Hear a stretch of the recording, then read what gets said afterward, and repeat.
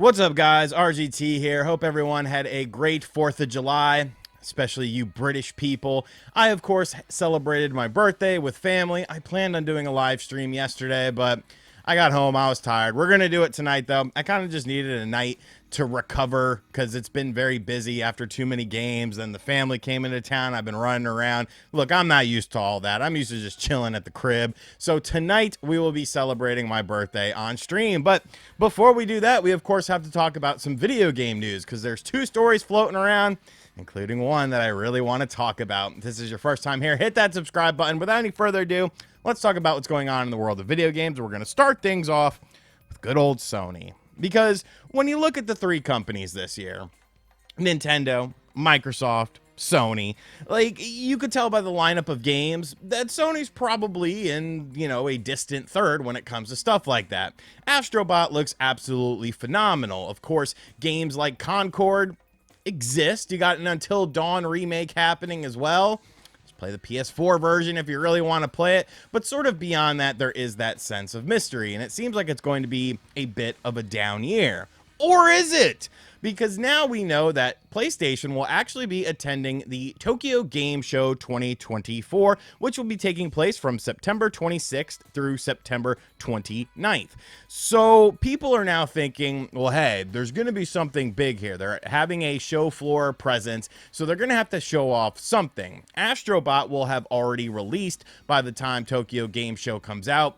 You can't really show off Concord because it's an online game. Like, what are we going to do, like, with that? So a lot of people have a kind of two different trains of thought when it comes to what Sony is doing there. Because Sony themselves, they haven't been at Tokyo Game Show in a very long time. They really haven't had a reason to. Actually, the last time that they went to Tokyo Game Show is the first thing that people think they are showing up for, and that is Death Stranding. The last time they showed up at Tokyo Game Show, Death Stranding was the one game that was kind of like their big thing with Hideo Kojima to show off for the PlayStation 4. So many people think that Death Stranding 2 is indeed going to be at this event and be a focal point for Sony, potentially with a late 2024 release or something like that, because technically Kojima is an independent individual. It's just Sony does have a bit of a hand in the Death Stranding franchise. I think that makes a lot of sense. I'm not sure of the timetable for the release of this game. I don't think anyone does, but I wouldn't be super surprised if this is why Sony is going to be showing up at this event to sort of show off Death Stranding 2. Now, the other train of thought has to do with hardware, because the PlayStation 5 Pro has been heavily rumored to be coming out this year. There's been leaks for it, and a lot of people are, anticipating that this could be where the PlayStation 5 Pro is shown off at Tokyo Game Show. I'm not too sure about that. I honestly think that the PlayStation 5 Pro, I think if it does exist and it is coming out this year, I think it's just a trailer drop. I don't think it's going to be at any sorts of events or anything like that, because really, what are you going to show off with it? What games are you going to be able to show off that really harness the power of this and make it a better experience that you could get on your current PlayStation 5? Like I said, all of the games that we know about for 2024 will have either released already, or they're online only, or they're just a remake of a game that already exists on the PlayStation 4. So I'm not quite sure that the PlayStation 5 Pro would be like the best thing to, come along, unless there's just like a dramatic difference with it. But you could say that maybe it does still have something to do with Death Stranding 2. Maybe Death Stranding 2 has some PS5 Pro features in it. I'm just still of the mindset that it's like yes, I'm gonna buy a PlayStation 5 Pro because I talk about video games for a living, and people will want to know kind of what this system brings to the table, how it's different from a PlayStation 5, so on and so forth. But as a general consumer, I don't see the need for this. Like, I just don't, unless there's, a bit of a substantial difference. And I get it, some people like the best in graphics, the best in resolution, and like, sure, that is the case. But you have to remember, you have to design things with that in mind with the PlayStation 5 as far as your games are concerned. Sure, you could do patches and stuff down the road, but how many games that are available on PS5 that are exclusives really need a patch to look any better, to have a higher frame rate? Like, I don't know. That's kind of a debate for a whole nother day whether the PlayStation 5 Pro is necessarily needed, but PlayStation will be at Tokyo Game Show. So what do you think PlayStation is going to show up with? Are they going to show off Concord? I'm sorry, I'm always going to make fun of Concord because there's no way in hell that game is going to be a success, and I feel bad for everyone involved in it because, you know, this live service stuff that all these companies missed out on, now they're just trying to catch up with it, and it's like, bro, you have missed that window of opportunity. Nobody was interested in live service stuff like that anymore. And especially with a brand new IP, like, it is going to struggle. So let me know in the comments section down below, why do you think PlayStation is showing up at Tokyo Game Show 2024? And finally, an interesting story has been going around with many people getting the story completely wrong. So when I see something like that, I definitely want to talk about it. Now, I am not a perfect person. I have been wrong many times on this channel, but I noticed that a lot of times when people are wrong, they don't really update people that they were wrong or they made a mistake about something. And this is definitely sort of the case with this story because it involves something that, for better or worse, is a very, very sensitive issue in the year of 2024. And it's going to be something that will continually be a sensitive issue probably until we're all gone off this earth. And that, of course, involves artificial intelligence, AI, the rise of the robots, rise of the machines, the coming of age of technology taking over jobs that mankind can do, and then some. Of course, AI in video games is a very, very hot topic, with many people being against it. And I totally understand that, especially from like a creative standpoint, because if you look at how AI is right now, you see a lot of artists that are worried about this because AI can do some absolutely amazing things. AI can fully render videos that are just done by a prompt or something like that. Like, what does that say about voice actors, actresses, creative people, artists, and stuff like that? Like, how are they going to be able to circumnavigate this whole situation? And it extends to YouTube as well. There are literally hundreds of AI channels out there, and some of them are very successful. So the looming AI presence is definitely something that is a hot topic and a sensitive conversation. Well, when it comes to video game companies, it of course is tenfold. There's been people that have come out, such as Alana Pierce. I'm not going to play any game that uses story writing AI, even though Sony is using AI for other avenues. But I guess since you're a writer, you know, that's the only thing you care about. You know, and you're starting to see it more and more. But Nintendo's not going to use generative AI. They're the good guys in all of this. And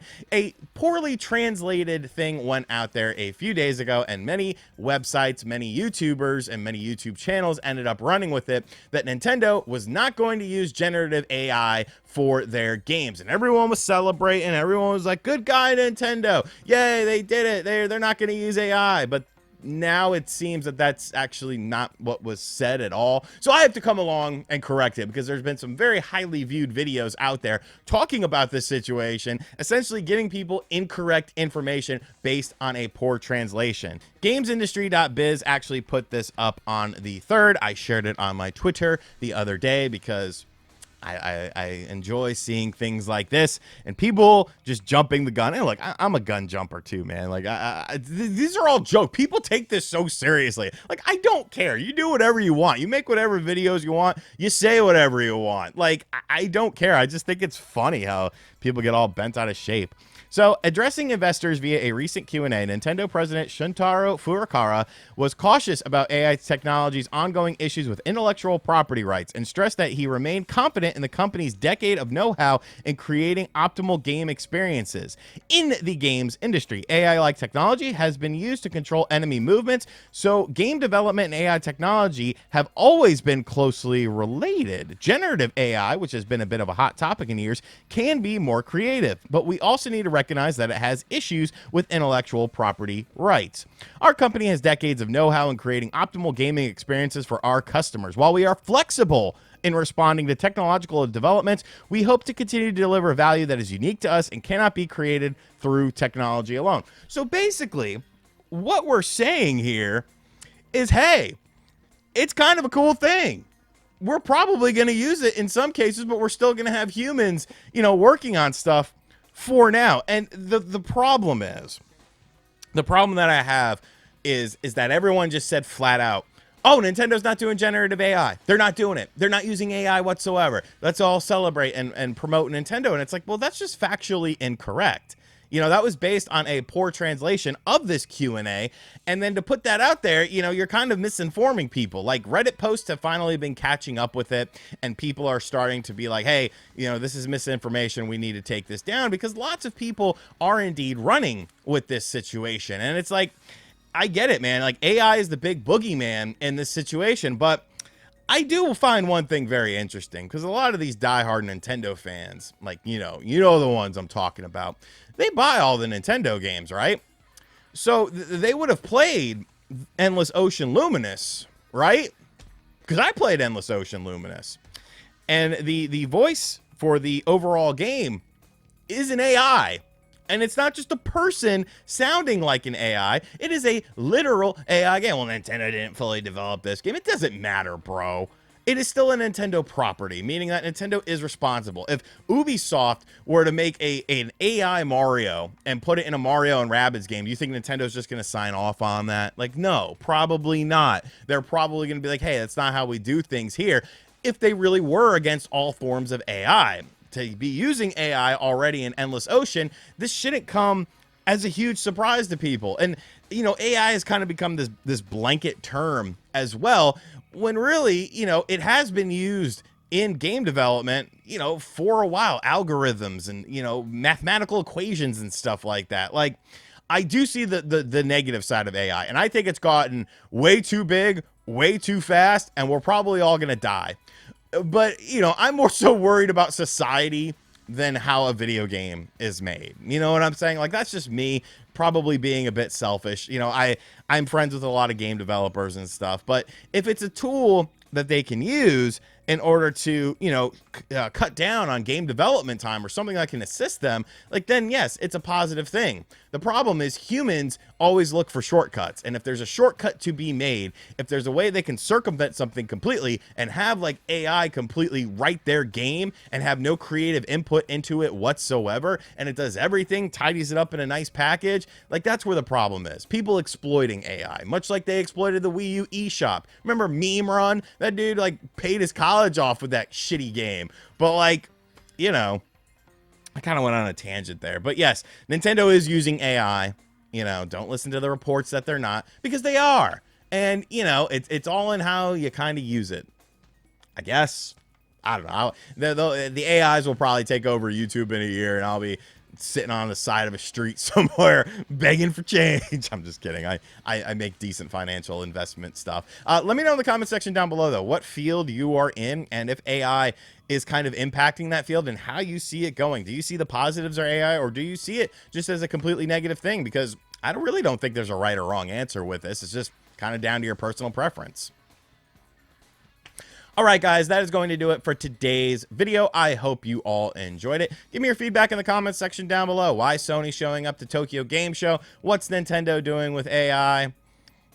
I guess that's all we covered in this video. So let me know what you think about those two things in the comments. And as always, guys, thank you for checking out this video. Like I said, we will be live this afternoon, tonight. I don't know, I might even do 2 streams if it comes down to it. I gotta find.